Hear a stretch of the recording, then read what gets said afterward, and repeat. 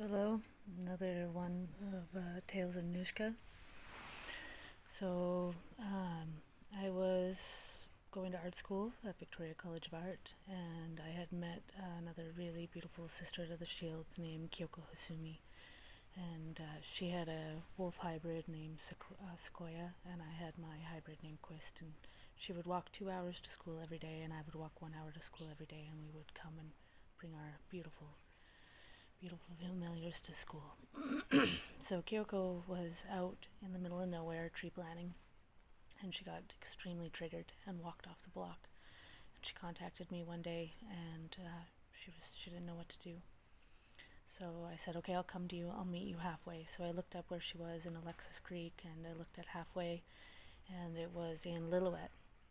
And it was just so happened to have that weekend an international Indigenous leadership gathering happening. So I had been told about it from another sister named Sam, and at first I was like, no, I can't miss school, da da da da. But then with Kyoko in need, I was like, okay, I'm coming.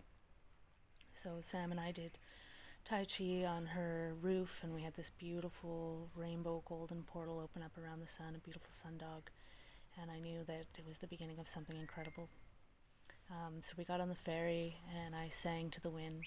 And as I was singing to the wind, these French women told me that my singing was so beautiful that it sounded like honey, and to continue singing. So I sang to the wind.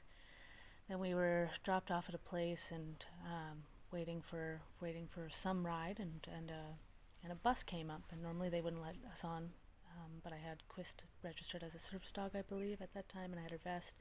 And we got on, and the gentleman told us a story about how his daughter, 6 years before, had been in equestrian horse jumping, and she had been stomped on by her horse and had broken her spine and had two metal rods up in her spine. She'd been told she'd walk again, but she would never ride a horse again. And that day they'd just gotten news that she was going to be the first woman in horse jumping in the Olympics for Canada. And that here she was with these two metal rods in her spine, and now she was an Olympian. So that was triumph. Our next ride was a gentleman who was an excavator. He moved earth, and he talked about earth. Then our next ride was a man who talked about a waterfall, and going in this waterfall, in this special cave at this waterfall, and sticking his head out, and so he was water. Our third ride was a painter who worked with wood, and he talked about consciousness and things like this. I started to get excited and realized we were moving with the elements. And I thought, oh man. And Sam was getting tired. She curled up on the thing, and she's like, no. And I was like, no, I promised Kyoko we're going to get there. So we're hitchhiking through the night. So she bedded down, and I was like, man, bring on fire. What's fire going to look like?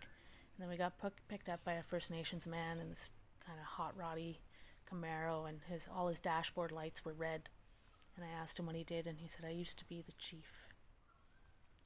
And so that was fire. Then our last ride was this gentleman who had written all these books on conspiracy theories, and he was ego, and he was identity. And then we rolled into Lillooet, and I'm yelling out the window. I told her to meet me at the gas station. It's after midnight, and I rolled into Lillooet, and I'm yelling out the van, Kyoko, Kyoko, and then this brown-skinned woman comes running up.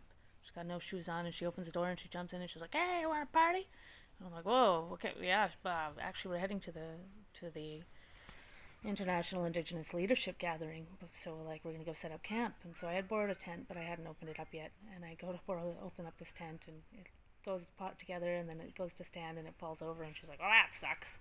So she's like, "Come back to mine." So she gave us a place to sleep, a bed, chocolate cupcakes, and had some times. And then in the morning, I went out, and before we were leaving, I had this little crystal butterfly woman carving crystal.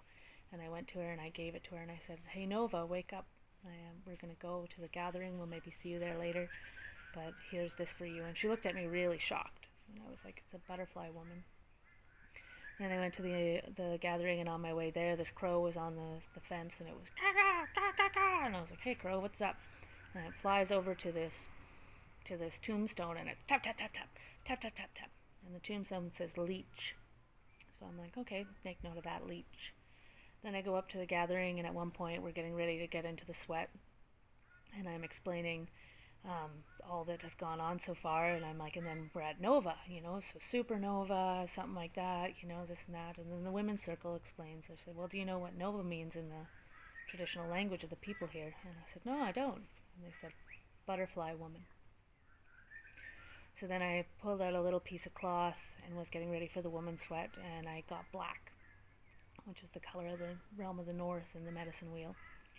So then we went to the woman's sweat, and there was squabbles about whether or not white women, pale women would be welcome in the sweat, and some of the elders had never had pale women in sweats before, and things had to happen. And then the white bear women were welcome. They figured out how to have us both in. So we were in the sweat, and we were 3 circles tight. We were all the way up to the grandfather stones. And as we're calling in the directions, we got east, south, west, and then it comes to north, and they're like, sister of the north, what's your name? And I'm sitting in the back farthest against the wall, and so those are the ones that need to call in the direction, and I'm and then the sisterhood of the north, what's your name? And I felt this poke right in the middle of my chest, and I realized, oh, I'm sitting in the direction of the north. I'm sitting in the north. So then I called in the northern directions, and during the sweat it was huge. Got taught a beautiful way to clear by a Haida woman, how to cleanse. So a few times I had to run out, and a couple times we almost puked, and it was a really, really beautiful, really intense, very beautiful, heavy sweat. And then the time went on, and there was bear dance was happening, big rain coming down, the clouds broke, an eagle flew over top. And I really wanted to see the grizzly bear dance.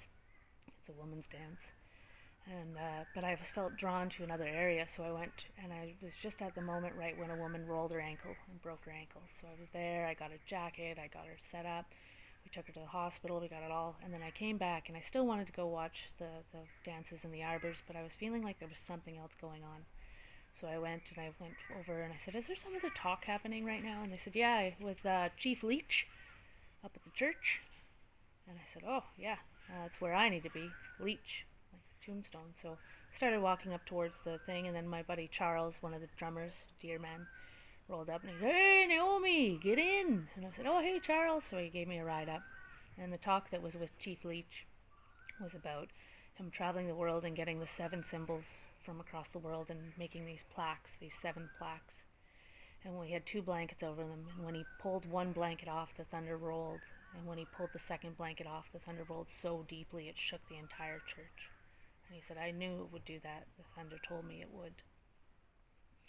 So then on the last morning, I was waking up. My tent was completely soaked, so I had moved into one of the teepees that was welcome to the extra people kind of thing, and I spent some time watching some of the African and the Brazilian dances, because it was a sharing of all Indigenous cultures and teachings. And I was waking up and I was watching this priestess of light ordaining this goat-headed priestess, and it was this gold and silver, and then this gold, this 2 goos coming together, and then Crow starts yelling, and I was like, be quiet, Crow, I'm trying to do something, like I'm watching something right now. And Crow's like, get up, time to go up the mountain, And the mountain there has a marriage ceremony, and so you climb to the top of the mountain. When you get married, the husband comes from one side, the wife comes from the other, that kind of thing, or partner, that kind of thing. And they said cougar lives there and bear lives there. So I went up the mountain and I sat, walked with Deerfoot, walked on deer trails first, and then I sat with Yarrow, and I was taught teachings about the burnt trees and about how people that wear black and punks and things like that are actually just burnt trees. They've been burnt so badly that they're black, and they need this outer hard exterior to keep people from being able to hurt them anymore. And I was sitting on this burn line visiting with Yarrow. Then I moved and I started following different tracks and listening to the rocks, and I realized that I was on cougar tracks. And then Flicker came and went, okay, now it's time to go. You're coming too close to cougar, and it's time to go. So I went down, and then I started to go up where Flicker told me to go, and I started going up these bear tracks, and I was like, oh, cool, bear's over here. Big bear tracks. And then I found this massive pile of bear shit, and I was like, holy shit, like, this ain't no thing. Like, this is grizzly, this is bear. Like, whoa. Then I went on to Mountain Goat Trail, and I was going up this cliffside, walking up just like a ladder, just following Mountain Goat. And I never did make it to the top of the mountain, and because I thought maybe I was supposed to marry myself, maybe this, but it wasn't my time to go there. I was just supposed to go visit the mountain. And when I was coming down, I started to slide on the shale, and then I got the message that no animal rides the shale slides down. I had a piece of shale go perfectly into my boot and touch the sole of my foot, and it was like, it will cut you to shreds. So I got back on the mountain goat trail and started calming myself down and going slowly. It's much more intimidating going down a couple inch trail on a cliffside than when you're going up it. You don't quite realize. And then I came down. When I arrived and I found Kyoko, she looked at me and she said, "Oh, you look like Nuzka, the goddess of the wind, the Japanese goddess of the wind." And my ex used to call me Nuzka, which means Polish for little leg. It's like a baby leg, enduring short leg, little leg. And so when I was up the mountain, I got the message that my name was Nuzka, Smiling Wolf. And then when I was coming back down, Sam got a ride with someone else, was going somewhere, and then I got a ride with this hilarious little fellow who wanted to stop at a restaurant in Hell's Gate where this man runs this restaurant, and he's an Elvis impersonator, and he cooks your breakfast as Elvis and things like that. I wanted to stop at Hell's Gate and get this meal with Elvis. And his mother was not having it. We're not stopping. And he even threatened to poop himself.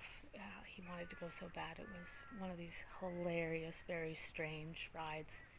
At that time, I met Taylor Daniel Williams, who's Lillooet in Cree, and later she ended up coming to the art school, and we realized that we had met before at the International Indigenous Leadership Gathering, and it was beautiful. And that was the day that I came to understand that I was Nuzka's Smiling Wolf.